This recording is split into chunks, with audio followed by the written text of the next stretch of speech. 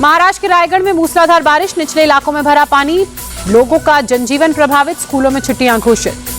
पाली वकान पुल के ऊपर से बह रहा पानी, यातायात बंद किया गया। खतरे के निशान से ऊपर अंबा और कुंडलिका नदी। पुणे में कई जगहों पर तेज बारिश, भारी बारिश के चलते जलभराव की स्थिति, यातायात प्रभावित। गुजरात के वलसाड़ में मूसलाधार बारिश, कई इलाकों और दुकानों में बारिश का पानी घुसा, पानी भरने से अंडरपास बंद किया गया।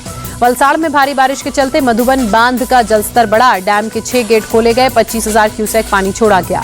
गुजरात के बोटाद में भारी बारिश, पानी के तेज बहाव में बह गई कार, 2 दिन पहले का बताया जा रहा है वीडियो। गांधीनगर में भारी बारिश के बाद जगह जगह जलभराव, महात्मा गांधी अंडरपास पर पानी भरा, लोगों को परेशानी हुई, ट्रैफिक बाधित हुआ। अहमदाबाद में भारी बारिश के बाद कई जगहों पर जलजमाव, राहगीरों की परेशानी बढ़ी, यातायात प्रभावित हुआ। गुजरात के नवसारी में तेज बारिश, यातायात पर असर, तापमान में दर्ज की गई गिरावट।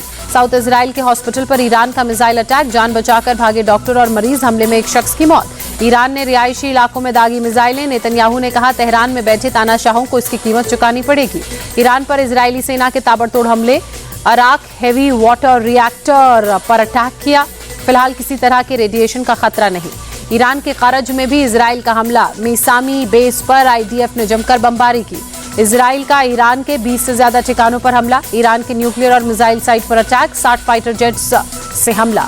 इजरायली हमलों में ईरान ने अब तक 639 लोगों की मौत हुई, 1329 से ज्यादा लोग घायल, मरने वालों का आंकड़ा बढ़ने की भी आशंका।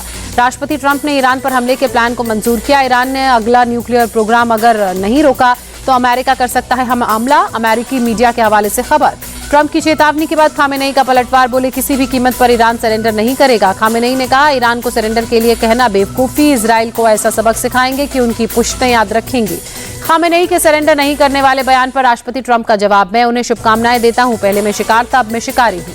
राष्ट्रपति ट्रंप ने कहा ईरान बहुत मुश्किल में पड़ने वाला है, मैं क्या एक्शन लूंगा ये सिर्फ मुझे पता है। ईरान से भारतीय छात्रों के दूसरे ग्रुप को निकालकर आर्मेनिया भेजा गया, 600 छात्रों में 250 जम्मू कश्मीर के छात्र। खालिस्तान को लेकर कनाडा का पहली बार कबूलनामा, खुफिया एजेंसी CSIS की रिपोर्ट में खालिस्तानी समर्थकों को माना कट्टरपंथी, भारत में हिंसा की बना रहे थे योजना। पीएम मोदी ने क्रोएशिया के पीएम से मुलाकात की, दोनों देशों ने रक्षा सहयोग मजबूत करने, व्यापार, नवीनीकरण, ऊर्जा और सेमीकंडक्टर सहित प्रमुख क्षेत्रों में सहयोग बढ़ाने का संकल्प लिया। भारत और क्रोएशिया ने आतंकवाद को मानवता का दुश्मन बताया, कहा यह लोकतंत्र में विश्वास रखने वाली ताकतों के खिलाफ है। असीम मुनीर को आमंत्रित करने पर सिंधी फाउंडेशन के सूफी लघारी ने डोनाल्ड ट्रंप पर निशाना साधते हुए कहा ट्रंप भ्रमित हैं, वो राजनीतिज्ञ नहीं है, व्यवसायी हैं, उनकी नजर पाकिस्तान के संसाधनों पर है। ट्रंप मुनीर के लंच पर संजय राउत ने कहा पहलगाम हमले के दोषी के साथ ट्रंप ने लंच किया, केंद्र इस मामले में अपना रुख स्पष्ट करे। तकनीकी खराबी के चलते दिल्ली से ले जा रहे इंडिगो के विमान को दिल्ली की एयरपोर्ट पर ही इमरजेंसीली लैंड कराना पड़ा, क्रू मेंबर समेत 180 लोग सुरक्षित। अहमदाबाद विमान हादसे में अब तक 210 शवों का DNA सैंपल मैच, परिजनों को अब तक 187 लोगों के शव सौंपे गए।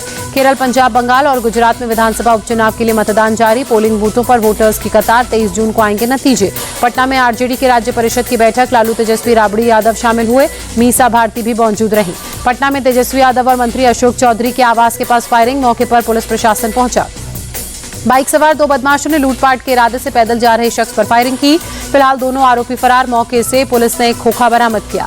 पटना फायरिंग पर तेजस्वी यादव का ट्वीट, बोले मेरे आवास के पास गोली चलवाई गई, एनडीए के राज में अपराधियों का मनोबल बढ़ा, खुलेआम फायरिंग हो रही है। राजा रघुवंशी मर्डर केस में मेघालय पुलिस की जांच तेज, इंदौर स्थित सोनम के घर पर करीब 2.5 घंटे तलाशी ली, सोनम के सूटकेस से कई दस्तावेज बरामद किए। मेघालय पुलिस को काले बैग की भी तलाश, हत्या के बाद एक काला बैग लेकर भागी थी सोनम, उसी बैग में 3 मोबाइल की थ्योरी। गाजीपुर में पकड़े जाने के बाद सोनम के पास नहीं मिला था बैग।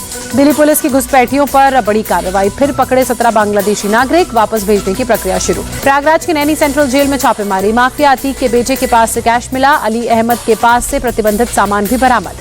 जांच में दोषी पाए जाने पर डेप्यूटी जेलर और वार्डन सस्पेंड किए गए, जेल अधिकारी की मिलीभगत की भी जांच होगी। डीआईजी जेल राजेश श्रीवास्तव ने छापेमारी की थी। यूपी के हापुड़ में शादी के 50 दिन बाद पत्नी प्रेमी के साथ फरार, सीसीटीवी फुटेज आया सामने, परिवार के सदस्यों को नशीली दवाई खिलाकर कैश और जेवर लेकर भागी।